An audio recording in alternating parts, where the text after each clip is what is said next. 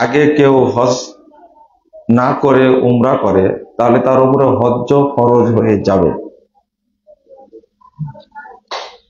সামর্থ্যের উপরে নির্ভর করে হজ উমরা। যার উমরা করার সামর্থ্য আছে উমরা করবে, যার হজ করার সামর্থ্য আছে কি হজ করবে। উমরা করার জন্য কম খরচ লাগে, আর হজ করতে বড় একটা খরচ লাগে। যার উমরা করার সামর্থ্য আছে উমরা করতে যাবে, কোনো সমস্যা নাই।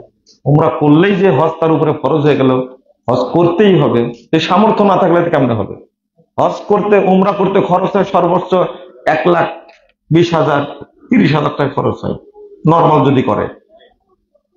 আর হজ করার জন্য খরচ দিতে পারে 7 লাখ 6.5 লাখ এরকম টাকা লাগে। তার যদি না থাকে এটা ঠিক না।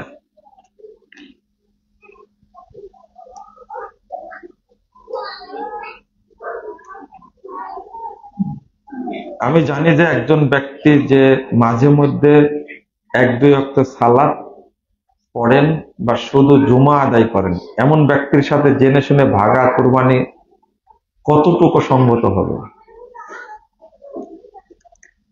যে শুধু জুমা পড়ে, যে শুধু জুমা পড়ে বা শুধু রমাদানে সালাত আদায় করে, সে মুসলিম না, সে মুসলিম না। এক ওয়াক্ত সালাত যদি কেউ পড়ে, কয়েক না পড়ে, কয়েক তো এক ওয়াক্ত সালাত যদি কেউ না পড়ে, হাদিসের ভাষায় বোঝা যায় সে ব্যক্তি ইসলাম থেকে বেরিয়ে যাবে। ঠিক আছে? কয়েক তো এক ওয়াক্ত। আর সেখানে মাঝে মাঝে পড়ে আর জুমা শুধু পড়ে, এদের সাথে কুরবানি এখানে কিছুই চলবে না। এদের সাথে কথা বুঝতে পারলেন? ওর কুরবানি দেওয়ার দরকার নাই তো। যে সারা বছর নামাজ পড়ে না, ওর সিয়ামের কোনো দরকার নাই, কাফের। কি সবচেয়ে গুরুত্বপূর্ণ কথা হলো, তাকে আপনাকেও কাফের মনে করতে হবে। ওর জানাজায় যাওয়া যাবে না, ওই ব্যক্তিকে জানাজা করার জন্য নিয়ে আসা যাবে না মুসল্লিদের কাছে, ওকে গোসল দেওয়ার দায়িত্ব পালন করা যাবে না, ওকে কবর খোঁড়া যাবে না। আপনারা এটা নিয়ে একমত হন, প্রত্যেক মসজিদের সভাপতি সেক্রেটারি মুসল্লিরা মিলে একমত হন যে আমাদের সমাজে যদি কেউ বেনামাজি মারা যায় তাহলে তার জানাজা হবে না। 2 নম্বর, তাকে আমরা দাফন করব না, আমাদের গুরুস্থানে তাকে দাফন করব না। সোজা কথা। এটা সিদ্ধান্ত প্রত্যেক মসজিদে নিলে কি হয়ে যাবে? সমাধান 100% মুসল্লি হয়ে যাবে ইনশাআল্লাহ। ও যাই করুক না কেন সালাত অন্তত পড়বে। অতএব এই সমস্ত ব্যক্তির সাথে কুরবানি করা যাবে না। 2 নম্বর, সালাত এমন একটা ইবাদত, যেটা আগে বুঝাচ্ছিলাম, সালাতটা এমন একটা ইবাদত যে সালাত কবুল হলে আল্লাহর কাছে আপনার অন্য ইবাদত গুলো কি কবুল হবে। আর সালাত যদি কবুল না হয় তাহলে অন্য কোন ইবাদত আল্লাহর কাছে কবুল হবে না। এই জন্য সালাত শুদ্ধভাবে আদায় করতে হবে, শুদ্ধভাবে আদায় করতে হবে, এটা মনে রাখবেন।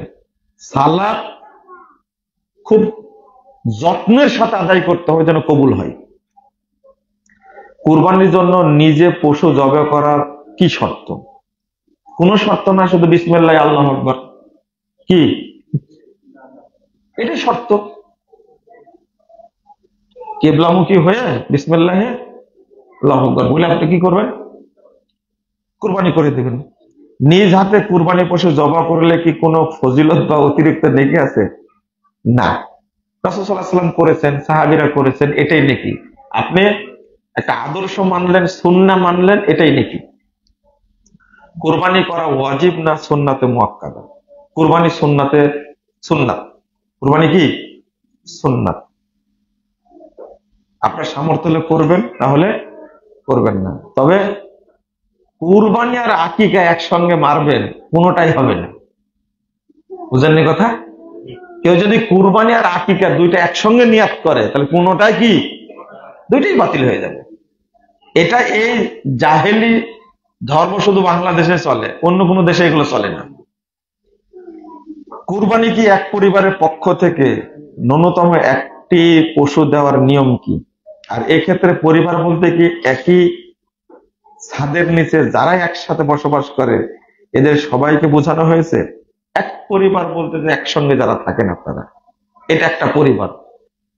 এক পরিবারের পক্ষ থেকে আপনি একটা ছাগল দিলেই কি যথেষ্ট, বা একটা গরু দিলেন আপনি যথেষ্ট, সমস্যা নাই। আবার যদি আপনি 7 জন মিলে একটা কুরবানি দেন, 7 জন মিলে, তো আমি পরিবারের অভিভাবক হিসাবে আমার পরিবারের যারা সদস্য সবাই কি পাবে? নেকি পাবে। সবাই কি নেকি পাবে।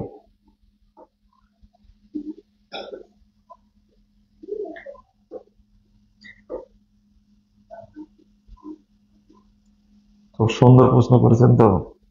আমি কি এভাবে বলবো? একজন ব্যক্তি পানের সাথে জর্দা খায়, কি খায়? অনেক বোঝানোর পরে জর্দা ছাড়তে পারছে না।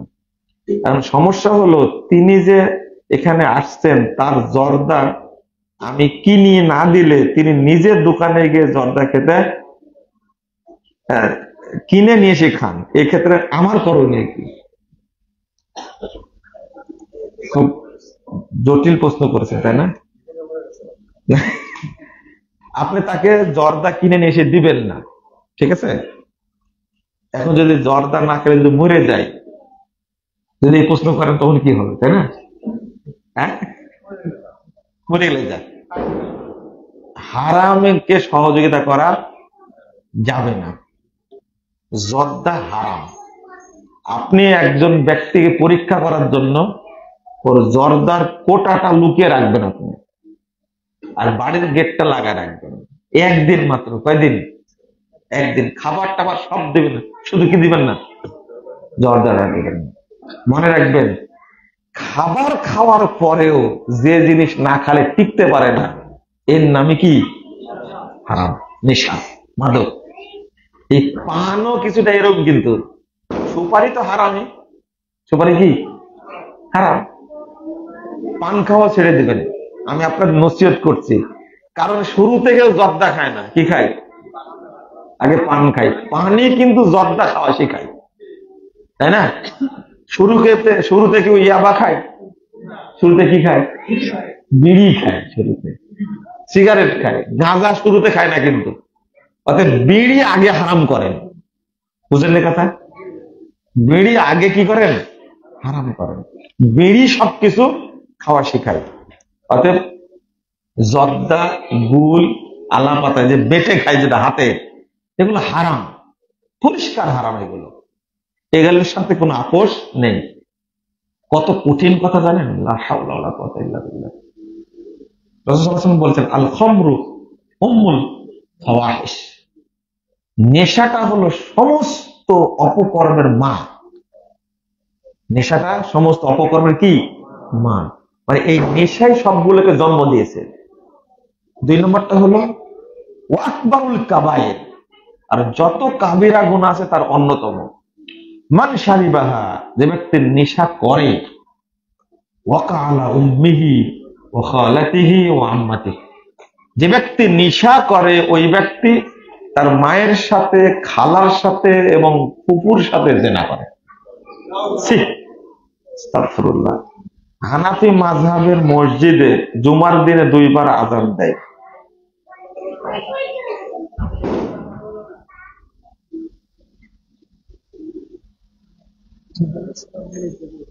কই লেখছে এখানে? তাই তো লেখেনি। জহরের সময় দেরিতে লিখতে ভুলে গেছে, তাহলে দেরিতে পড়ে। এ ব্যাপারে একটু বলবেন প্লিজ। 2 বার আজান দেয়, একবার আজান দেওয়াটা কি সুন্নাহ। আপনি মনে করছেন যে কাবা ঘরে চালু আছে তাই দেব 2 বার? শুনেন, 2 বার আজান দেওয়ার সুন্নাহ চালু করে আপনি এক সময় কি হবেন? লজ্জিত হবেন, বলে দিলাম। মনে থাকবে কথাটা? কারণ যারা যারা 20 রাকাত তারাবি পড়েছে মক্কায় চালু আছে এই বলে, আজকে তাদের কি অবস্থা? বুঝলেন না মনে হয় কথাটা? হ্যাঁ, যারা ফতোয়া দিয়েছে যে সূর্যাস্তের সাথে আরো 4 মিনিট যোগ করে কি করতে হবে, আজকে তাদের কি অবস্থা? এবার সমানে করছে। 54 বছর যাবত জাতিকে বোঝানো যায়নি, বুঝেননি কথা? 54 বছর যাবত। কিন্তু এই 54 বছর যাবত আহলে হাদিসরা কিন্তু ঠিক টাইমে কি করেছে? ইফতার। সূর্য ডুবে গেছে, ইফতার করেছে। কিন্তু আহলে হাদিসদেরকে বলা হয়েছে কাদিয়ানি, এরা ইহুদিদের দালাল, এরা হলো শিয়া। আলহামদুলিল্লাহ এখন এই বছর থেকে সবাই ইহুদিদের দালাল হয়ে গেছে। বুঝেননি কথা? এই 3 মিনিট, এই শয়তানের 3 মিনিট কি করে দিছে? উঠাই দিছে। লজ্জিত হলেন না আপনি? শয়তানের লেজটা কেটে দিয়েছে। আপনারা কিন্তু লজ্জিত হবেন। মসজিদে হারামে অনেক কিছুই চালু আছে, যারা তৈরি করে গেছে কারা? তুর্কিরা করে গেছে, সুফিরা তৈরি করে গেছে। কথা বুঝতে পারলেন? এইগুলো সৌদি সরকার আস্তে আস্তে কি করছে? উঠাই দিচ্ছে। আপনি লজ্জা পাবেন কিন্তু, মনে রাখেন কথা। যেমন অনেকে খুব জোরে সরে ফতোয়া দিছে, আরে হারামে চালু আছে 20 টাকা, আপনি এত কড়া কথা বলেন কেন? 20 টাকা তো চলবে, 8 টাকা তো চলবে। এই দ্বিমুখী যারা কথা বলেছে তারা এখন লজ্জিত না? এখন হারামে চালু আছে না? অতএব এই সুন্নাহ একটাই থাকবে ইনশাআল্লাহ। অতএব নতুন করে জুমার আযান 2টা চালু করে আপনি একসময় দেখবেন হাদিস মোতাবেক যেটা সেটাই চালু হবে। আর যেটা উসমান রাদিয়াল্লাহু আনহু যে কারণে চালু করেছিলেন ওই কারণে আপনি চালু করলে কোনো সমস্যা নাই। এটা বুঝবেন একটু, এক সময় মানুষ সবাই বুঝে আসবে ইনশাআল্লাহ। ঈদগাহ ঈদের নামাজের খুতবা দেওয়ার জন্য মেম্বারে দাঁড়ানোর ব্যাপারে একটু বলবেন। ঈদগাহে মেম্বার নিয়ে যাওয়া যাবে? ঈদগাহ মেম্বার নেই। ঈদগাহ ও বানায় নিছেন না, ঈদগাহের মেম্বার থাকবে না। সিমেন্ট দ্বারা কোনো মেম্বার তৈরি করবেন না। ভুল করে ফেলেছেন, ওইটা একদিন উঠাই দেবেন। সমাজে চাপ আছে। আপনি মিস্ত্রি ছিলেন? 2 নম্বরটা হলো যে মেম্বার নাই। কি জন্য জানেন? মেম্বার ঈদগাহে নাই, কারণটা হলো খুতবা ঈদের একটা, কয়টা? মানে রাসূল সাল্লাল্লাহু আলাইহি ওয়াসাল্লাম খুতবা দিয়ে ঈদ মাঠে পুনরায় বসেছেন এর কোনো দলিল নাই। মেম্বার কি করবেন আপনি? ঈদের খুতবা কয়টা হবে? একটা হবে। জুমার খুতবা চলাকালীন সময় অনেকে জিকির তাসবিহ তাহলিলে ব্যস্ত থাকেন, এটা কি বৈধ না? আপনাকে খুতবা শুনতে হবে মনোযোগ দিয়ে। যে খুতবা হুজুর দেয় সেই খুতবা শোনাতে জিকির করাই ভালো। ও যে কি বলে তা তো বুঝা যায় না, তাই না? এই জন্য করে। কিন্তু ভালো ইমাম যদি খুতবা দেয় তাহলে খুতবায় মানুষ মনোযোগ দেখি শুনে। আপনার পুরা বাড়িতে খুতবা দিলাম, ঈদের খুতবা এবার দিলাম না, তো 1 ঘন্টা খুতবা দিয়েছে। কয় ঘন্টা? তো মুসল্লিরা তো ছিল, মুসল্লিরাই বলছে যে এত টাইম খুতবা কোনোদিন এই মাঠে হয়নি।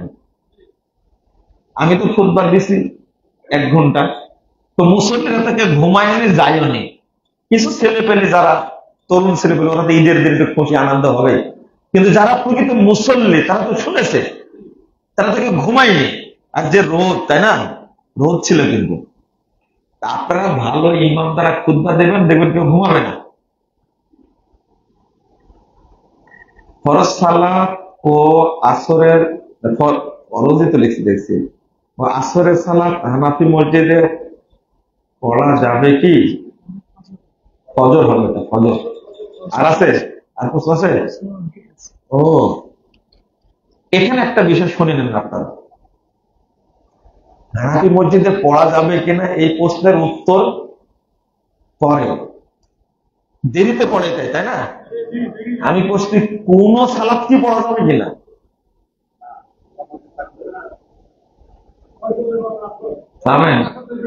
আমি বলছি শুধু ফজর আসর না, ফজর আসরে প্রশ্ন করার কারণ কি দেরি পড়ে যায়। আমি বলছি কোন সালাত পড়া যাবে তাদের কিছু।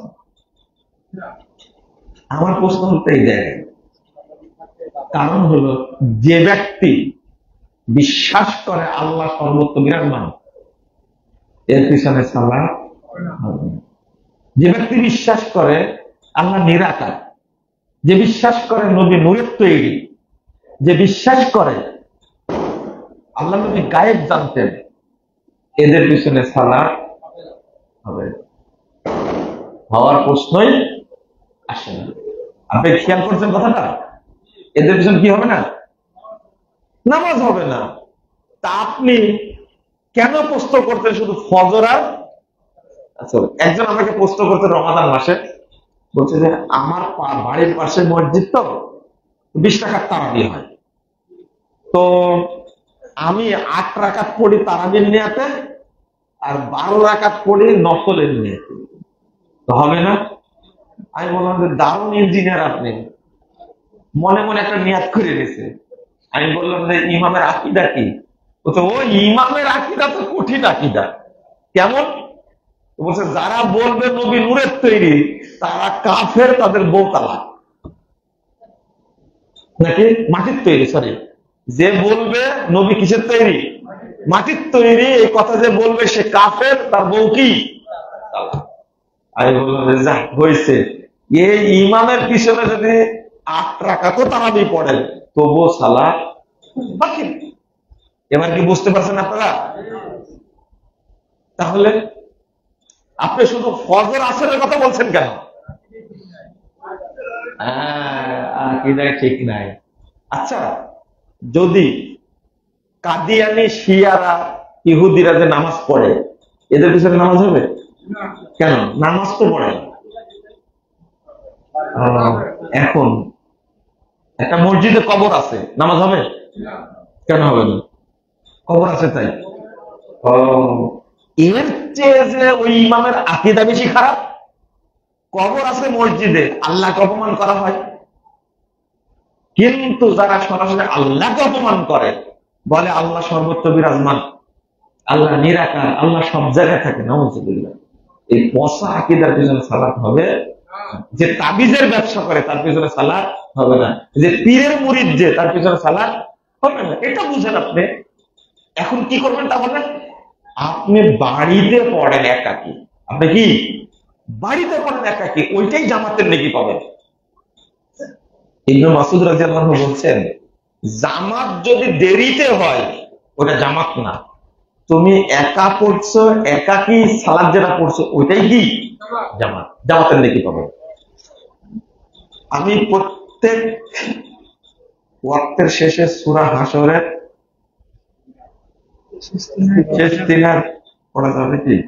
কি লিখছেন এটা বুঝেছে তো? বলে দিছে না, পড়া যাবে না। কুরবানির বিধান কি সুন্নাত নাকি ওয়াজিব? সুন্নাত। বলেন তো ঈদের সালাত সুন্নাত, ওয়াজিব না ফরজ না মুস্তাহাব? সুন্নাতে মুআক্কাদ। আজ থেকে আর বলবেন না, বলবেন ঈদের সালাত ফরজে আইন। কি? ঈদের সালাত ফরজে আইন। হ্যাঁ হ্যাঁ, ঈদের সালাত ফরজে আইন, ফরজ। জহর আসর মাগরিব এশা যেমন ফরজ, ঈদের সালাত ফরজ, এবং জামাতে পড়া ফরজে আইন। আজকে নতুন শুনলেন? কত বক্তব্য দিলাম। বাচ্চাদের পাওয়া হাদিয়া কি যে কোনো খাতে খরচ করতে পারবো? কি কিসের হাদিয়া? পয়লা বৈশাখের? এটা তো বলেননি। মায়েদের প্রশ্ন বুঝলাম, তা হাদিয়া কিসে? পয়লা বৈশাখের না খাতনা করা হাদিয়া? না না, এর মধ্যে কিন্তু আছে তো। খাতনা দিয়েছে, সব মানুষকে খাওয়াইছেন, দারুণ ব্যবসা হয়েছে, একটা হাদিয়া কিন্তু হারাম। এমনি মামা বা খালা যে হাদিয়া দেয় যে কোনো খাতে খরচ করতে পারে, কোনো সমস্যা নেই। জনৈক ব্যক্তি বলেছেন সূরা ইয়াসিনের 58 নং আয়াতটি সকল বিপদ আপদ থেকে রক্ষার জন্য যথেষ্ট। কোরআনের যে কোনো আয়াতই এটা শিফা, আপনি তেলাওয়াত করলে কি হবে, কিন্তু এটা স্পেশালি বলেছেন এরকম দলিল নাই, আমার জানা নাই। 4 রাকাত বিশিষ্ট সুন্নাত নামাজের শেষে 2 রাকাতে সূরা ফাতিহার সাথে অন্য সূরা মিলাতে হবে কি? দরকার নেই, মিলানোর দরকার নাই। ফরজ সালাতে মিলান নাকি? না, সুন্নাতে মিলান লাগবে না। বাংলাদেশের কিছু ইসলামিক দল ইসলাম রাষ্ট্রীয়ভাবে কায়েমের লক্ষ্যে রাজনীতিতে অংশগ্রহণ করছে। এই ক্ষেত্রে আমাদের আহলে হাদিসের অনুসারীদের ইসলাম রাষ্ট্রীয়ভাবে কায়েমের জন্য কি করণীয়? সুন্দর সুন্দর প্রশ্ন করেছেন, তাই না? বাহ, যত সুন্দর করে লিখছেন। যদি প্রশ্ন করি তাহলে কিন্তু আবার উল্টা হয়ে যাবে। এই ব্যক্তিকে যদি প্রশ্ন করা হয় তাওহীদ কয় প্রকার বলতে পারবেন না, আমার মনে হয় বলতে পারবেন না। এবং একামতের দিন বলতে কি বোঝানো হয় সেটাও কি বলতে পারবেন না। একামতের দিন মানে কি? একামতের দিন মানে তাওহীদ কায়েম করা। কি কায়েম করা? তাওহীদ কায়েম করা। আপনি তাওহীদই বুঝেন না, আপনার মধ্যে তাওহীদ নাই, আমি নিশ্চিত আপনার মধ্যে তাওহীদ নাই। 2 নম্বর, আপনি শিয়াদের প্রতি বেশি ভালোবাসা, আপনি সৌদি আরবকে গালি দেন, মানে বুঝতে হবে আপনার ভিতরে তাওহীদের জ্ঞান নেই। এটা ঠিক না। আপনার দায়িত্ব তাওহীদ বোঝা, ঈমান বোঝা। আপনার দায়িত্ব যেটা ততটুকু পালন করেন আপনি। আগে আকীদা সংশোধন, তারপরে কি? এখানে একটা প্রশ্ন করে শেষ করে দিই আপনাদের কাছে, সেটা হলো ইসলামের বড় বড় মানা আবশ্যক ফরজ কয়টা? কয়টা বলেন? 5টা। কত সুন্দর করে বলেন, কয়টা? মানে ইসলামের রূপন 5টি। এর মধ্যে 1 নম্বরটা কি? না, রাজনীতি। ও, এটা বুঝেন না তাহলে? ইমানের রূপন কয়টা? 6টা। 1 নম্বরটা কি? গণতন্ত্র। 1 নম্বরটা গণতন্ত্র, সমাজতন্ত্র, ধর্মনিরপেক্ষতাবাদ, জাতীয়তাবাদ। আকীদার পাঠ এইটা। আগে আকীদার পাঠ। কাবি খা বুঝলেন তো? এর পুনরূপ কি? কাজের বিনিময়ে খাদ্য কর্মসূচি। কথা বুঝতে পারলেন? আপনি যেটা নিয়ে বেশি মাতাল, হ্যাঁ, ওইটা হলো কাবি খায়ের মতো। রাজনীতি কি সবসময় চলে? এখন কি করছেন আপনি? এখন কি করছেন এখন এই মুহূর্তে? কিন্তু ঈমান কি কোন সাময়িক কোন বিষয়ের জন্য? বলেন সাবেক রাজনীতিবিদ, আপনি কি বলতে পারবেন সাবেক মুমিন? হ্যাঁ, বুঝতে পারেন? তো ওটা তো কাবি খা, ওইটা নিয়ে আপনি চিন্তা করছেন কেন? এই জিনিসটাই হলো ভুল। মানে ঈমান আনা, এটা কি একমতের দিন না? তাওহীদ বোঝা, এটা কি একমতের দিন না? সব একামতের দিন। এমনই কি মসজিদ যখন উঠেন ডান পা আগায় দিয়ে, এটাও কি তাওহীদ? এটাও একামতের দিন। দাড়িটা যে লম্বা করেছেন, এটাও কি তাওহীদ। কিন্তু দাড়িটা যে কেটে একবারে মুতার মতো করে রাখছেন, এটা কি? এটাও একামতের দিন নাকি? হ্যাঁ, লা হাওলা ওয়ালা কুওয়াতা। এগুলো বুঝেন। আপনি রাজনীতি থেকে অবসর নিতে পারবেন, পালায়ে যেতে পারবেন, ঈমান থেকে কি পালা যেতে পারবেন? হ্যাঁ, আপনি দল থেকে পদত্যাগ করতে পারবেন, কিন্তু সালাত থেকে পদত্যাগ করতে পারবেন? তাহলে কোনটা আবশ্যক আর কোনটা নফল, এই বুদ্ধি যেটা আপনার মধ্যে নাই, তাহলে আপনি আর কি একামতের দিন করবেন বলেন তো দেখি? ওযুর অবস্থায় আযানের জবাব দেওয়া যাবে কিনা? ওযু করা অবস্থায়, ওযু করছে এই অবস্থায় আযান দিচ্ছে, আচ্ছা ওযু চলাকালীন, হ্যাঁ দিতে পারবেন, কোনো সমস্যা নেই। তবে মসজিদে যখন ঢুকছেন, আযান হচ্ছে, তখন জবাব দেবে না 2 রাকাত পড়বেন? 2 রাকাত পড়তে হবে। জবাব দেওয়া হলে সুন্নাহ, কিন্তু আপনি দাঁড়ায় থাকেন, তাই না? আর মসজিদে ঢুকে 2 রাকাত পড়া এটা কি ওয়াজিব? এটা কি ওয়াজিব? আপনি ঢুকে গেছেন, আজান হচ্ছে, দেখার দরকার নাই, আপনি কি পড়বেন? সুন্নাত পড়বেন, দাঁড়া থাকবেন, অপেক্ষা করার দরকার নাই।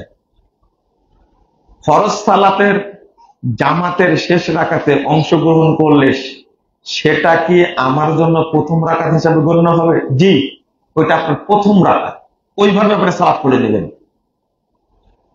আমি যেখানে কুরবানি দেই সেখানে সবাই গরিব, তারা চায় আমার কুরবানির গরু কেটে দিয়ে তারা কিছু গোস্ত চায়, টাকা দিলে নিতে চাই না। না, আপনি কুরবানির গরু শিলা কাটার ব্যাপারে গোশ দিতে পারবেন না, নিষেধ আছে। কি দিবেন আপনি? টাকাই দিবেন, কিন্তু আপনি তাদেরকে গরিব হিসাবে কি দিবেন? গোস্ত দিবেন। গরিব হিসাবে পানি আলা করা তাদেরকে দিবেন। যেমন কোন কোন ইমাম ফেতরার টাকা খায়, তাই না? ইমামরা খুব বিপদে পড়ে গেছে এখন, যেহেতু ফেতরা এখন টাকা দেশ চলছে না, ওরা পড়েছে আর এক বিপদে। চাল কেমনে নিয়ে যায়, চাল খাওয়া আর টাকা খাওয়া কিন্তু আলাদা জিনিস, তাই না? মানে চাল বাড়িতে ঢোকালে ছেলে মেয়ে বলবে যে তুই ফেতরা চাল খাওয়া, কিন্তু টাকা যে কত আত্মসাৎ করলো এটা তো বাচ্চা কাছে জানলো না। ওইটা দিয়ে টাকা তো আর খাওয়া যায় না, তাই না? ওইটা দিয়ে মাছ কিনবে, তো মাছ খাওয়া সমস্যা না, ওইটা দিয়ে গোস্ত কিনবে, ওইটা দিয়ে কাপড় কিনবে। এই ইমামরা পড়েছে কি বিপদে। তবে হ্যাঁ, যদি ইমাম যদি ওরকম গরিব হয় ফেতরা চাল খাওয়ার মতো, তাদেরকে দেওয়া যাবে। বুঝেননি মনে হয়, তাই না? ফেতরা চাল আত্মসাৎ করে এরা, কিন্তু আর যারা মনে করে ফেতরা টাকা দিয়ে দিতে হবে, এরা বুঝে এত কাঁচা, হিসাব নিকাশ না এদের, এরা খুব বুঝে। এই ফেতরাটা টাকার হিসাব না দেহের হিসাব? সিয়ামের না এটা? সিয়াম কি টাকা দিয়ে পালন করেন না না শরীর দিয়ে? শরীর দিয়ে, তাই না? তাহলে ফেতরাটা কি টাকার হক না শরীরের হক? খাওয়া যায় ফেতরা? টাকা খাওয়া যায়? কি খাওয়া যায়? খাদ্য খাওয়া যায়। ফেতরাটা হলো কার হক? শরীরের, সিয়ামের হক। শরীরে কি দিতে হয়? টাকা দিতে হয় না খাদ্য দিতে হয়? খাদ্য দিতে হয়। ফেতরা খাদ্য দিয়ে কি করতে হবে? আদায় করতে হবে। অনুরূপ ভাবে আপনি যাকাত আদায় করেন কি দ্বারা? টাকা দ্বারা। আপনি যাকাত যদি শাড়ি কাপড় খাদ্য দিয়ে আদায় করেন চলবে? 10 লাখ টাকা যাকাত বের হয়েছে, 5 লাখ টাকা শাড়ি কিনেছেন, 3 লাখ টাকা চাউল কিনেছেন, 2 লাখ টাকা মশারি কিনেছেন, মাশাআল্লাহ। এই যাকাত আল্লাহর কাছে কোনোদিনই যাবে না, মনে রাখেন। যাকাত দিতে হবে টাকা দিয়ে, ওইটা টাকা না দিয়ে চাউল দিচ্ছে। ফিতরা দিতে হবে কি দিয়ে? চাউল দিয়ে। চাউল না দিয়ে কি দিচ্ছে? টাকা দিচ্ছে। হায় রে বাঙালি! আমি যেখানে কুরবানি তো বলে দিছি, ছোট বাচ্চা কোরআন মাজিদে পেশাব করে ফেললে এর করণীয় কি? লা ইলাহা ইল্লাল্লাহ। জীবনে কেউ প্রশ্ন করেন, কোন বোন মোনা প্রশ্ন করেছে তোর উপর তো পেশাব করেছে, কোনো সমস্যা নাই, আপনি সাবধান হবে যেন আর ভবিষ্যতে না করে। এটি বাচ্চার পেশাব কাপড়ে যদি করে, তাহলে পেশাব নিয়ে সালাত পড়া যায়, শুধু পানি ছিটে দিতে হবে, এটা তো হাদিস, তাই না? বাচ্চা পেশাব যেহেতু বলেছে, এটা নিয়ে পড়া কোনো বক্তব্য নাই। আপনি সচেতন থাকবেন ভবিষ্যতের জন্য না হয়। বেদাতিরা কি মুনাফিক? এরা যদি মুনাফিক না হয়, মুনাফিক কারা? আপনি এখনো চিনেন এদেরকে? এখনো চিনেন আপনি? এরা কোরআন হাদিস গোপন রেখে মুখে কি বলে? অন্যটা বলে। এটা তো মুনাফিক। মিথ্যা কথা বলা মুনাফিক না? মিথ্যা কথা বলা মুনাফিকের চরিত্র না? তাহলে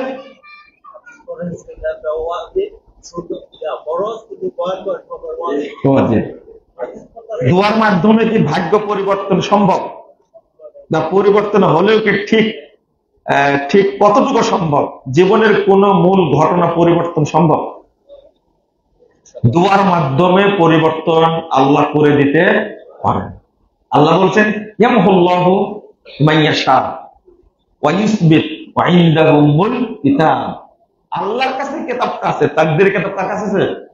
আল্লাহ চাইলে মিটিয়ে দিতে পারে সেখান থেকে, আবার কি রাখতেও পারেন। আপনি দুয়ার মাধ্যমে ওটা কি করতে পারবেন, করে নিতে পারবেন ইনশাআল্লাহ। বেদাতিরা বলে কোন হাদিস সহি এবং কোন হাদিস জয়ীফ, এটা তুমি কিভাবে বুঝবে? আপনি যেভাবে বুঝেন কোনটা খাবার আর কোনটা পায়খানা, এটা বুঝেন না? বুঝেন না মনে হয় নাকি? হ্যাঁ, আগুন কোনটা আর পানি কোনটা বুঝে না? আপনি বলেন তো আল্লাহ আমাকে ইচ্ছা করে কারেন্টে হাত দেওয়া, সেটা বলবে? আমাকে আল্লাহ ইচ্ছা, আল্লাহ আমার বাচ্চাটাকে 5 তলা থেকে ফেলে দিয়েছেন, এটা বলেন? আপনি একটা কাজ করেন, জেনা করে বদমাশ বলে যে আল্লাহ জেনা করাইছে, চুরি করে বলে আল্লাহ চুরি করাইছে, বলে না? আপনি বলেন 5 তলা থেকে আপনার সন্তানটা ফেলে দেওয়া, বলেন আল্লাহ ফেলে দেওয়া হয়েছে, এটা বলবে কোনদিন? কারেন্টে হাত দিয়ে বলেন কি আল্লাহ দেওয়া হয়েছে, এটা বলবেন? এইগুলো বলবেন না, এর ধান্দাবাজ সব। তো বেদাতিরা যে কথাটা বলে হাদিস কোনটা সহি কোনটা জয়ীফ, এটা বুঝবো কি করে? তোমার বোঝার দরকার নাই, পড়ো তাহলেই হবে, পড়লেই জানা যাবে হাদিসটা কি সহি না জয়ীফ। যেমন একটা হাদিস, এটাকে যদি কেউ জাল হাদিস না বলে তাহলে ও মুসলমানই থাকবে না। বুঝলেন কথা? বলবো, লা নাবিয়্যা বাদি ইল্লা ইনশাআল্লাহ, আমার পরে কোন নবী আসবে না, তবে আল্লাহ চাইলে আসতে পারেন। কথা ঠিক না? হ্যাঁ, কেন? আল্লাহ চাইলে আসতে পারে না নবী?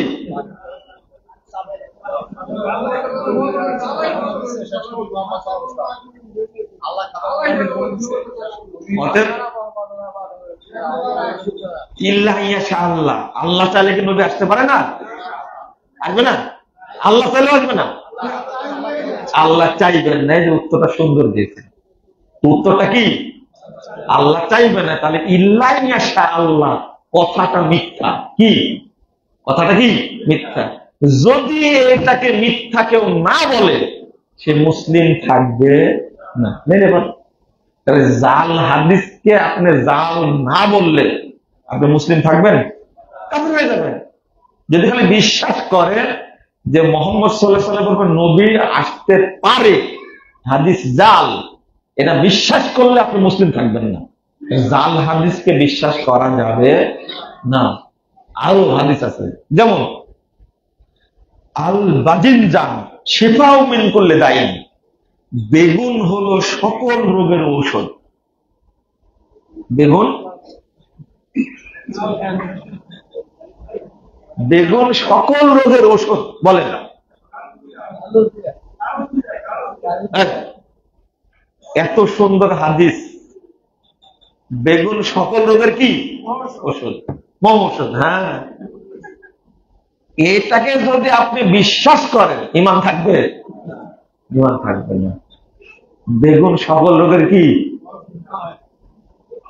সর্বনাশ। ডাক্তারের প্রথম পরামর্শ থাকে বেগুন খাবেন না। তাহলে বেগুনের ব্যবসায়ী হাদিস তৈরি করেছে। আর একটা হলো আবু হানিফা লিউম্মাতি আসাদ্দ মিন ইবলিস। আবু হানিফা আমার উম্মতের জন্য ইবলিসের চেয়েও বেশি ক্ষতিকর। এবার কোথায় যাবেন? এটাকে যদি জাল হাদিস না বলে তাহলে ইমাম আবু হানিফার গালিটা আপনি মেনে নিতে পারবেন? আর একটা জাল হাদিস, ইমাম শাফি বলেন আমার উম্মতের জন্য, মোহাম্মদ বিন ইদ্রিস শাফি আমার উম্মতের জন্য সবচেয়ে বড় খতরনাক। আস্তাগফিরুল্লাহ, নাউযুবিল্লাহ। এই দুই ইমামের নামে যে হাদিস জাল হাদিস তৈরি করা হয়েছে, এটাকে বিশ্বাস করলে কি আপনার ঈমান থাকবে? ইমাম আবু হানিফা রাহিমাহুল্লাহ কত বড় ইমাম, ইমাম শাফি রাহিমাহুল্লাহ কত বড় ইমাম, তাদের বিরুদ্ধে হাদিস জাল করেছে। আপনি মনে হয় বুঝেননি, তাই না? অতএব এই ফালতু কথা বলবেন না যে হাদিস জাল হয় না, হাদিস জয়ীফ হয় না।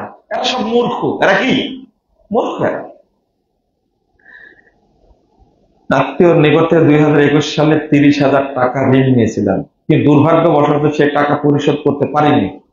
তো আমি যখন তার ঋণ পরিশোধ করতে সক্ষম হব ইনশাল্লাহ, তখন যদি আমি তাকে 30,000 টাকা না দিয়ে 21 সালের হিসাব অনুযায়ী 30,000 টাকা যে পরিমাণ স্বর্ণ পাওয়া যেত, সেই পরিমাণ স্বর্ণ বর্তমান সময় তাকে যে দেই, এত যুক্তি দেখাচ্ছেন হারাম খাওয়ার জন্য, তাই না?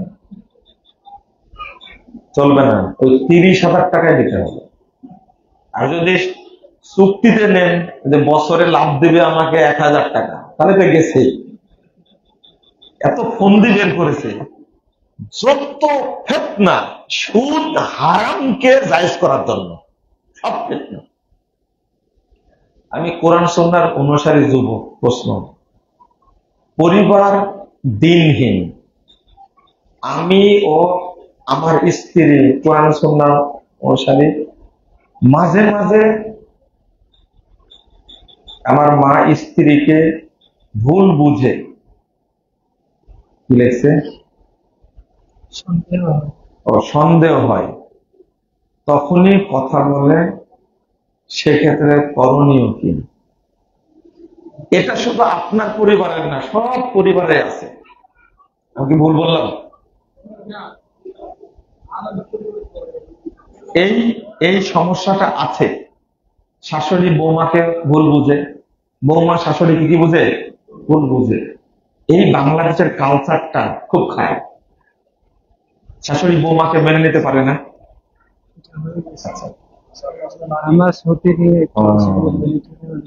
তো আপনি এটা ফাইসালা করে নেবেন। যদি যদি আসলে আপনার মায়ের ভুল হয়, তাহলে আপনি ধৈর্য ধারণ করবেন, আল্লাহর কাছে চাইবেন, বলবেন।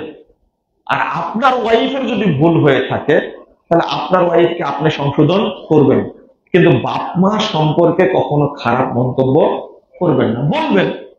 আপনার উপরে জুলুম করলেও আপনি আপনার বাপ মায়ের ব্যাপারে ধৈর্য ধারণ করবেন। কথা বোঝা গেছে? আচ্ছা, রহমত দিলে আপনার বাপ মা দিতে পারবেন, আল্লাহ দেবেন, আল্লাহ দিবেন। অর্থাৎ এটা মনে করবেন, বাপ মা বহু সন্তানের উপরে জুলুম করে, এতে কোনো সন্দেহ নাই, করে, বাপ মা জুলুম করে। সবচেয়ে বেশি জুলুমের শিকার হলো বড় ছেলে, ঠিক না? এটা কিন্তু প্রচলিত কথা এবং বাস্তবতাও আছে। বাপ মা বুঝে একটা জিনিস যে, আর মহব্বত ছোট ছেলে বা ছোট মেয়ের প্রতি মহব্বত বাপ মায়ের, এরা তবিয়তগত, আপনি ঘুষে ওটা তুলতে পারবেন না, কারণ এরা মহব্বত বেশি পায়। সেই ক্ষেত্রে আপনার উপরে জুলুম হলেও আপনি কি থাকবেন? চুপ থাকবেন। আপনার হকটা তাকে দিয়ে দেন, তাদের হক আপনি দিবেন, কিন্তু আপনার হকের জন্য কাকে বলবেন? এটা হাদিস কিন্তু, মুসলিম শাসক যদি জুলুম করে, তাহলে তাদের হক তোমরা তাদেরকে দিয়ে দাও, কিন্তু তোমাদের হকটা কার কাছে চাও? আল্লাহর কাছে চাও।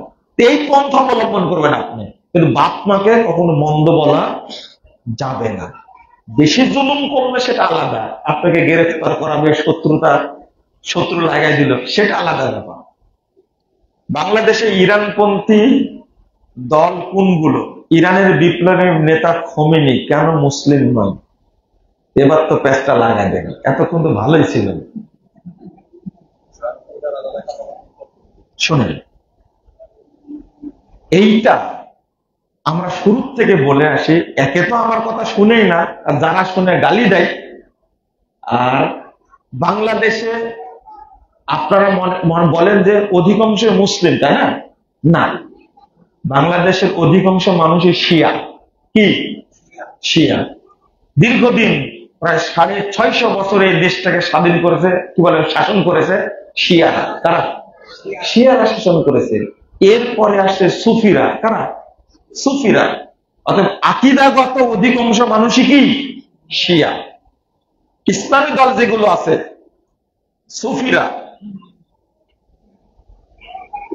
সেই সময় কি বলে যে যা করেছে ওইগুলো আপনারা করছেন, এই শিয়াদের বিরুদ্ধে যখনই বলতে যায় তখন আপনাদের আতে ঘা লাগে।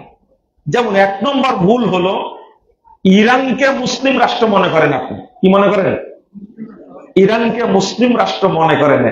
এইটা মুসলিমের জন্য সবচেয়ে ধ্বংসাত্মক ধারণা। ইরান মুসলিম রাষ্ট্র না। 2 নম্বর, এর শিয়া রাষ্ট্র। এই ইরানে যে সুন্নি মুসলিম ছিল, এই সুন্নি মুসলিমকে হত্যা করে আয়াতুল্লাহ খোমেনি একবারে ইরানকে সুন্নিদের থেকে ফাঁকা করে দিয়েছে। এবং বাংলাদেশের ইসলামী দলগুলো সব ফলো করে ইরানকে, তাই না? শুধু তাই না, আমি খোঁজ নিয়ে দেখেছি বা অনেককে কালেমা পড়াইছি। আমি জানেন, আমি নিজে বলতে আমাকে কালেমা শাহাদাত আপনি পড়ান, কারণ আমি ইরানে গিয়ে প্রশিক্ষণ নিয়ে আসছি এবং এদের মধ্যে মহিলাও আছে। ইরানে গিয়ে প্রশিক্ষণ নিয়ে আসছে, এদেরকে আমি তওবা পড়াইছি, কালেমা শাহাদাত পড়াইছি। এই ধরনের সংখ্যা বাংলাদেশে অনেক বেশি, যারা ইরান থেকে প্রশিক্ষণ নিয়ে আসছে। চিন্তা করতে পারছেন? আর আপনি বলছেন আমি সুন্নি। কে বলেছে সুন্নি? আপনি শিয়া। আপনার অস্থি মজ্জায়, অন্তরে, কথা, কর্মে, চাল চলনে আপনার নিদর্শন সব শিয়া। মুখে সুন্নি বললে হবে? কোনদিন হবে না। তো 2, যখনই যুদ্ধ লাগে, কি লাগে, তখনই আপনি প্রথম গালি দেন কাকে? সৌদি আরবকে। 2 নম্বর নিদর্শন আপনার, সৌদি আরবকে আপনি গালি দেন মানে আপনি মুসলিম না শিয়া? কি শিয়া? আপনি মুসলিমকে, তাওহীদের দেশকে আপনি গালি দেন কিভাবে? আমি বলিনি যে সৌদি আরবের শাসকরা ফেরেশতা, বলেছি? তারাও মানুষ, তাদের অনেক ভুল হয়, কিন্তু আপনি সেই ভুলগুলো পর্যালোচনা করেন। কিন্তু আপনি যেভাবে গালি দিচ্ছেন, 1 নম্বর গালি দেন যে সৌদি আরব হল ইহুদিদের দালাল, ইসরায়েলের দালাল, তাই না? আর আপনার দুলাভাই হলো এরদোগান, তাই না?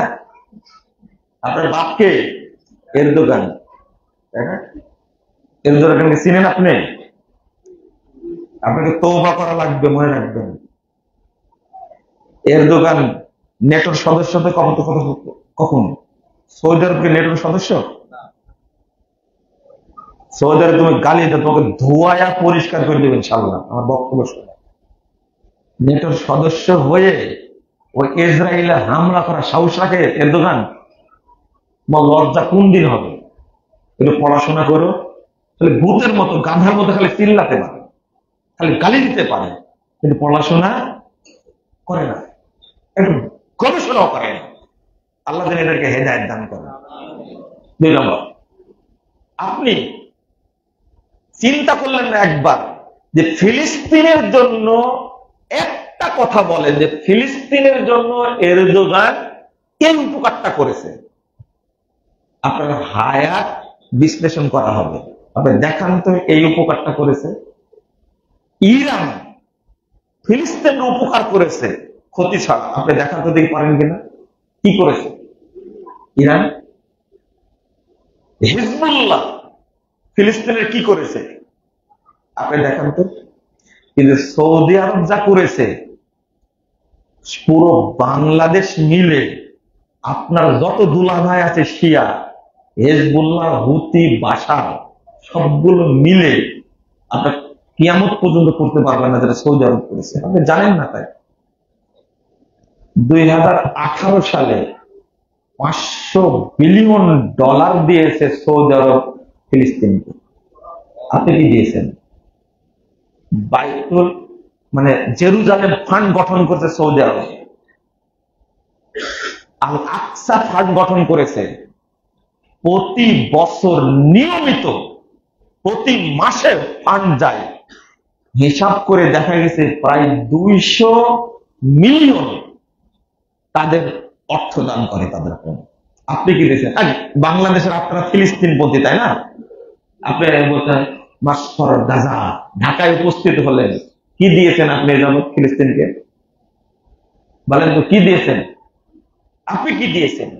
আপনার টাকাগুলো যে ফিলিস্তিনে যাচ্ছে আপনি খোঁজ রাখতে পারছেন না? মেরে খাচ্ছে। কাকে দিলেন টাকা?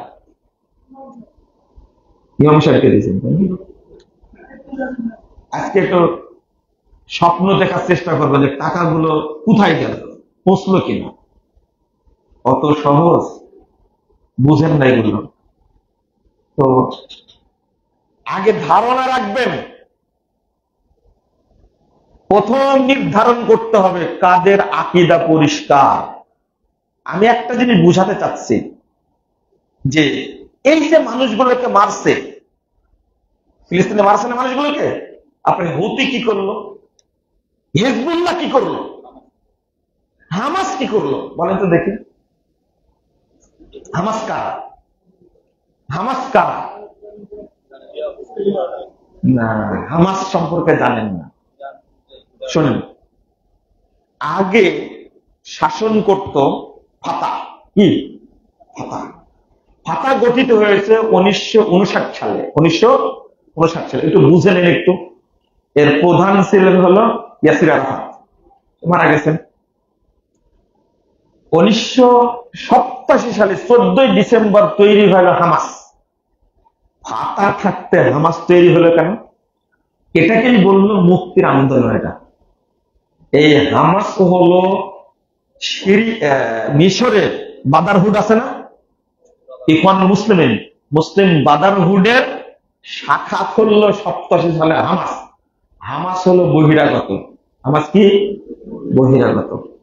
আপনি আশ্চর্য হবেন, এই হামাস 87 সালে যখন ফিলিস্তিনে শাখা খুললো, সৌদি আরব তাদেরকে সহযোগিতা করলো বিশাল একটা ফান্ড। কারণ এরা যদি পারে তাহলে ফিলিস্তিনকে মুক্ত করুক। এদের অফিস খুলে দিল রিয়াদে, এদের অফিস খুলে দিল জেদ্দায়। কিন্তু এই হামাস প্রথম যুদ্ধ লাগালো ফাতার সাথে। কাদের সাথে বলেন তো? ফাতাহ ফিলিস্তিনের মূল মালিক না হামাস? ফাতাহ। এবার কি হলো দেখেন, 2007 সালে এসে ফাতাহ আর হামাস লাগলো মারামারি। কোন জায়গায়? গাজাতে। মারামারি লেগে হামাসকে শক্তিশালী করলো কারা? ইরান, ইয়ামানের হুতিরা, সিরিয়ার বাশার আল আসাদ, আর এদিকে কি হিজবুল্লাহ। এরা হামাসকে শক্তিশালী করে ফাতার বিরুদ্ধে যুদ্ধ করে ফাতাকে গাজা ছাড়া করলো। ফাতাকে কি করলো? গাজা ছাড়া করলো। ফাতা শাসন করে না। এখন একাকী হয়ে গেল কারা? গাজা, মানে হামাস একাকী হয়ে গেল। এরপরে হামাসের তত্ত্বাবধানে যে সমস্ত ফিলিস্তিন মুসলিম থাকে তাদেরকে হত্যা করা শুরু করলো কারা? ইসরায়েল শুরু করলো হত্যা। গত বছরের আগের অক্টোবরে হামলা করার পরামর্শ কে দিল? ইরানি পরামর্শ দিল কেন? হিজবুল্লাহ পরামর্শ দিল কেন? অথচ হামাসও বুঝতে পারে না আজও আমার মূল শত্রু হলো কে? ইরান। আজও বুঝেননি। আমাদের মূল শত্রু হলো হিজবুল্লাহ, আজও বুঝেনি।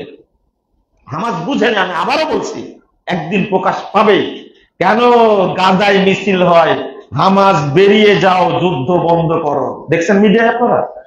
বহু মানুষ গাজায় নেমে এসে হামাস বেরিয়ে যাও, যুদ্ধ বন্ধ করো। কেন বললেন? বাংলাদেশের মানুষ আমার বক্তব্য বুঝে 10 বছর পরে। আজকে পাকিস্তানের সাথে লাগছে না? কি লাগছে? ভারত লাগেনি? এই হামলাটা করছে কে? কাশ্মীরে কে গেছেন? এখানে আছেন কেউ কাশ্মীরে গেছিলেন? আমি কাশ্মীরে গেছিলাম, বেশ কিছুদিন ছিলাম। পেহেলগাম যেটা হামলাটা হয়েছে সেখানে গেছি। এই জায়গাতে শত্রু গিয়ে আক্রমণ করতে পারবে না, এটা আমার ধারণা। এই প্রত্যেকটা মোড়ে মোড়ে যে পরিমাণ সেনা, লোক মাত্র কত, 1 কোটিও না, সেখানে প্রায় 5-6 লক্ষ সেনাবাহিনী নিরাপত্তা রক্ষী আছে ইন্ডিয়া। এখানে এতগুলো লোক ঢুকলো কি করে? আর বলছে সব মারা গেছে হিন্দু, তাই না? এটা একটা মিথ্যা কথা। 15 জন ব্যক্তি, 15 জনের বেশি মুসলিম ছিল ওইখানে। এটা কি জন্য করেছে জানেন? পাকিস্তানকে লক্ষ্য করে ঘটনা ঘটায় যেন এখন কি করা যায়, পাকিস্তান কি করা যায়, হামলা করা যায়। এই হামাসকে সহযোগিতা করা, আমি এদের নামটা বলিনি, আজকে বলে দিই, এই হামাসকে সরি এই যে ইসরায়েলকে সহযোগিতা করা বাংলা পৃথিবীতে অন্যতম একটা দেশের নাম হলো ইন্ডিয়া, ভারত সহযোগিতা করে ইসরায়েলকে। তুরস্কের উপর দিয়ে চলে আসছে তেলের লাইন, আজারবাইজান থেকে ইসরায়েলে তেল দেওয়া হয়। আপনার দুলা ভাইকে একটু ফোন দিয়ে বলেন, এরদোগান সাহেব তেলের লাইনটা একটু কেটে দেন, দেখি আপনার দুলা ভাই করে কিনা, দেখি পারে কিনা। আজারবাইজানের শাসককে আপনাদের বুঝাতে পারবো না, আমি কিভাবে বুঝাবো এগুলো। আজকে তালেবান পক্ষ নিছে ইন্ডিয়া, তার ইন্ডিয়া পক্ষ নিয়েছে কি জন্য? ভারত পাকিস্তান যুদ্ধ পক্ষ নিয়েছে কিসের? লাগান তালি এখন আপনার যেগুলো ফোটা আছে তালি দিয়ে দেন, এগুলোতে বুঝতে হবে, আবারও বুঝতে হবে কেন তালেবান ইন্ডিয়ার পক্ষ নিল। গতকালকের খবর, কেন পক্ষ নিল?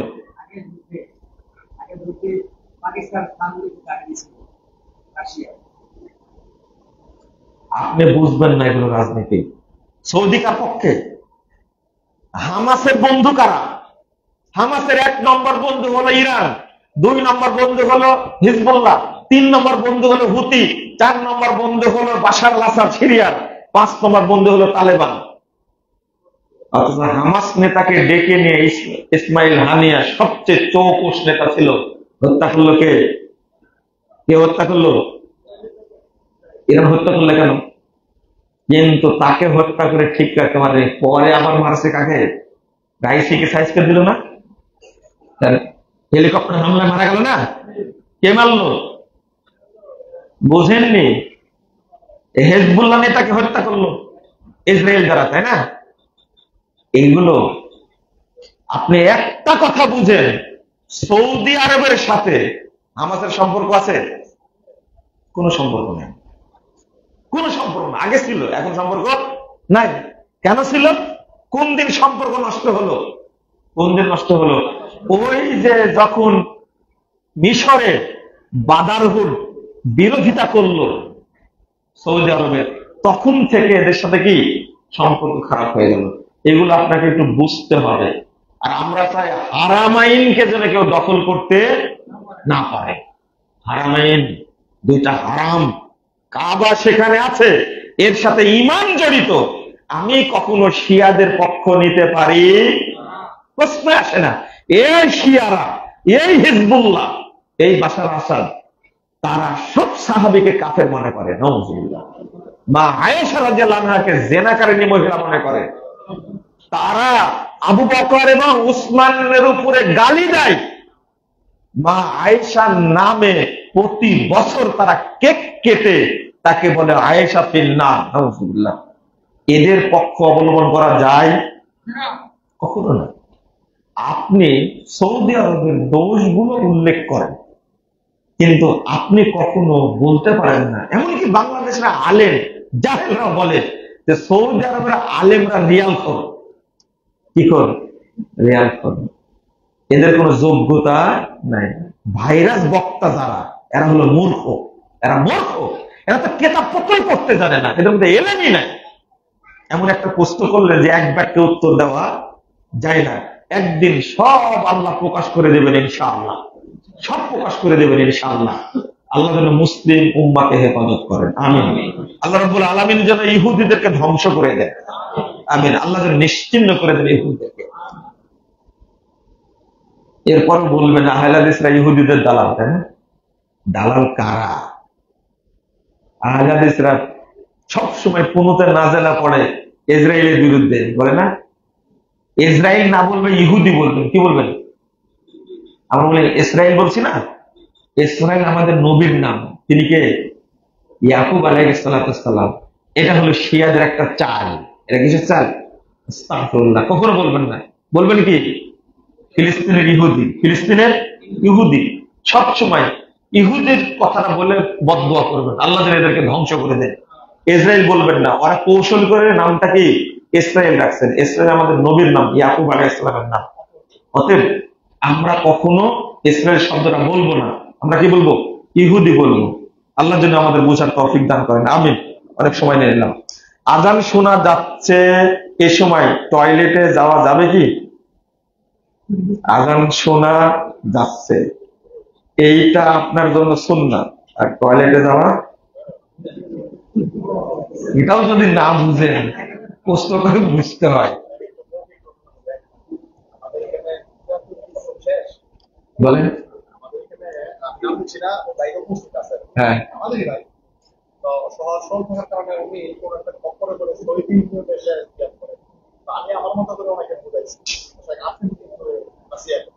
সৌদির সাথে ঈদ করে, তাই না?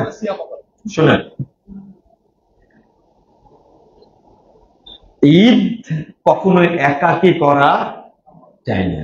ঈদ এমন একটা ইবাদত, একই ভূখণ্ডে একই অঞ্চলের মানুষ একই সঙ্গে ঈদ করবে। কথা বুঝতে পারলেন?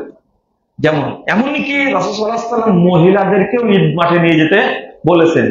এমনকি ঋতুবতী মহিলা তারাও যাবে, সালাত পড়বে না, কিন্তু কি বয়ান শুনবে, বসে থাকবে। এই জন্য একা 5 জন 10 জন নিয়ে মনে করেন আমি হকের উপরে আছি আর ঈদ করলেন, অন্তত এই ইবাদত চলবে না। নাম্বার 1। নাম্বার 2 হলো যে সারা বিশ্বে একই দিনে সিয়াম রাখা, একই দিনে ঈদ করা, এটা কখনো সম্ভব হবে না। ইনশাআল্লাহ আপনি সম্ভব করতে পারবেন না। এটা করতে গেলে আপনি অনেক কিছু বাদ দিতে হবে। আমার একটা লম্বা আলোচনা আছে, আপনাদের যুক্তিগুলো আমি পর্যালোচনা করেছি। গাজীপুরে কিছু মানুষ এই পন্থী হয়েছে, যারা আমার বক্তব্য শুনে না গালি দেয় বেশি, কিন্তু আপনি ভুলের মধ্যে আছেন, একদিন আপনি বুঝবেন। কিন্তু এটা হলো একটু মানে পর্যালোচনা করে বোঝানো। যেমন তাদের একটা যুক্তি হলো যে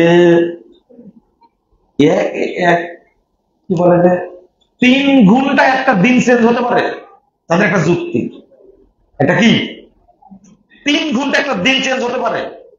সৌদি আরবের সাথে আমাদের দিন কয় ঘন্টা? 3 ঘন্টা। তাই বলে দিন চেঞ্জ হতে পারে? আরো প্রশ্ন আছে যে তাহলে কদর রাত্রি কয়দিন হয়? আসলে একটা প্রশ্ন। 3 ঘন্টা না, 1 মিনিটে চেঞ্জ হয়। কয় মিনিটে? 1 মিনিটে। বুঝেন আপনি জিনিসটা? বুঝেন তো দেখি। একটা উদাহরণ দিই, আপনার কষ্ট পায় না। আপনি আছেন কক্সবাজারে। কোথায়? কক্সবাজারে। একটু মাথায় ঢোকাতে হবে কিন্তু। আমি আছি চাপায়ে। কোথায়? চাপায়ে। আমার বাড়ি চাপায়ে, থাকি কক্সবাজার, তাই না? কক্সবাজারে আমি, বলেন তো, সূর্যাস্তের পার্থক্য কত দূর? প্রায় 18 মিনিট, 19 মিনিট, কখনো 14 মিনিট হয়। এটা জানেন আপনি? এখন আমার ওয়াইফের বাচ্চা হয়েছে, এখন আমি আছি কক্সবাজারে, আমার শ্যালক ফোন দিয়ে বলছে যে আপুর বাচ্চা হয়েছে। আমি যখন শুনছি কথাটা, তখন মাগরিব পড়ে নিছি আমি। আর নিউজটা যখন আমাকে দিচ্ছে যেখান থেকে, সেখানে এখনো সূর্য ডুবে। আজকে কি বার গেল? বৃহস্পতিবার। ঠিক কথা হচ্ছে, আমার সাথে কথা হচ্ছে, আমি যখন নিউজটা শুনছি তখন আমার জায়গাতে সূর্য ডুবে গেছে। আর যেখান থেকে ফোন দিচ্ছে এখনো কি সূর্য ডুবেনি। আকিকা কোন দিন হবে? একই টাইমে, কিন্তু খেয়াল রাখেন, একই টাইমে টাইম দেখবেন, একই টাইম। আমারও 5টা 10, মোবাইলে আপনার মোবাইলে 5টা 10, টাইম হচ্ছে একই টাইমে, কিন্তু আমি কথা বলছি সূর্য ডোবার পরে, আর আমার সাথে কথা বলছে সূর্য ডোবার আগে, চাপাই থেকে। এখন এই বাচ্চার আকিকা কোন দিন হবে? আমি সংবাদটা শুনলাম কিবারের দিন, কিবারে? শুক্রবারে। কারণ কি হয়ে গেছে? মাগরিব হয়ে গেছে। আর আমাকে সংবাদটা দিচ্ছে এখন সূর্য ডুবে নেই, তখন কি বার? বৃহস্পতিবার। আকিকা কোন দিন হবে আপনি উত্তর দেন। হ্যাঁ, এরা বলছে বুধবারে, আপনারা বলছেন কি বৃহস্পতিবারে?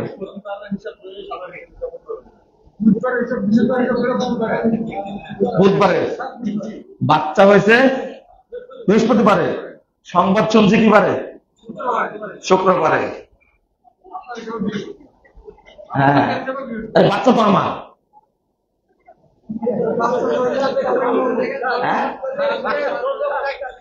বাচ্চার জন্ম কোথায় সেটা দেখতে হবে। এই বাচ্চার আকিকা আপনি কোনদিন শুক্রবারের হিসাব ধরে করতে পারবেন আপনি? কারণ সূর্য ডুবেনি। কিন্তু আমি যখন শুনছি, যেখান থেকে শুনছি ওখানে সূর্য কি ডুবে গেছে। দেরিতে হুকুমটা চেঞ্জ করেন তো দেখি, পারেন কিনা আপনি? চেষ্টা করেন তো দেখি কিয়ামত পর্যন্ত পারেন কিনা।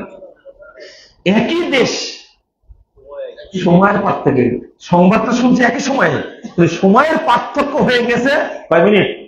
17-18 মিনিট পার্থক্য হয়ে গেছে। এবার কি করবেন? 1 মিনিটে চেঞ্জ হয়? তাহলে যতই আপনি দাবি করেন সন্তান আমার, সংবাদে শুনছি কখন? সূর্য ডোবার পরে। কিন্তু তবু আপনার শোনা দিয়ে হবে না, কারণ বাচ্চাদের পারছে ওটা কখন? সূর্য ডোবার আগে, বৃহস্পতিবারে। আকিকা হবে কোন দিন? বুধবার। আর আমার হিসাব হলে আকিকা হবে কিবার? বৃহস্পতিবার। এবার নেন, এটা ফাইসালা করে আনেন, তাহলে আপনাদের বুঝাই দেবে। 1 মিনিটে চেঞ্জ হয়। 1 মিনিট মানে এই শুনে শুনে দিকে দেখেন, আজকে কি বার গেল? বৃহস্পতিবার। দেখেন, বাপ মারা যাচ্ছে, কি বাপ মারা যাচ্ছে, স্টপ করেছে, মরে যাবে নিশ্চিত। এখন আপনি দোয়া করছেন, আল্লাহ তুমি মাগরিবের পরে নেও। আল্লাহ কিসের পরে নিলে? তুমি কি মাগরিবের পরে নাও, কারণ মাগরিব হলে কি বার হয়ে যাবে? শুক্রবার হয়ে যাবে। মাগরিব হলে কি বার পড়বে? শুক্রবার। শুক্রবারে কোন মুসলিম মারা গেলে রাসূল সাল্লাল্লাহু আলাইহি ওয়াসাল্লাম বলেন তার কবরের কোন হিসাবই হবে, কবরে আল্লাহ মাফ করে দেবেন। জুমার দিনে যদি কোনো মুসলিম মারা যায়, এটা তো হাদিস সহিহ। তো আপনি ঠেলছেন, কি করছেন? আপনি ধাক্কা দিচ্ছেন। আল্লাহ মরে গেলে কি তুমি নিলে সূর্য ডোবার পরেই নয়, তাহলে কি হয়ে যাবে? আপনি কি বুঝতে পারছেন কথাটা? ঠেলছেন আপনি। আর শুক্রবারে যেদিন মারা যাচ্ছে, আপনারা শুক্রবার সন্ধ্যা পর্যন্ত মারা যাচ্ছে, তখন ঠেলছেন, আল্লাহ নিলে তুমি সূর্য ডুবার আগেই নাও। সূর্য ডুবলেই কি দিন চেঞ্জ হয়ে যাবে না? 1 মিনিট, শনিবার হয়ে যাবে। তখন বলছেন, আল্লাহ বাপ তো মারা যাবে, শুক্রবারে নেও আল্লাহ। কিন্তু মরতে মরতে শেষে মারা গেলে সূর্য ডুবা পরে, আজীবন আফসোস থাকবে আপনার যে আমার শুক্রবারে বাপটা মরতে পারেনি, মরছে কি পারে? শনিবারে। দিন 1 মিনিটেও কি হয়? চেঞ্জ হয়ে যাবে। আপনার এই সমস্ত যুক্তি চলবে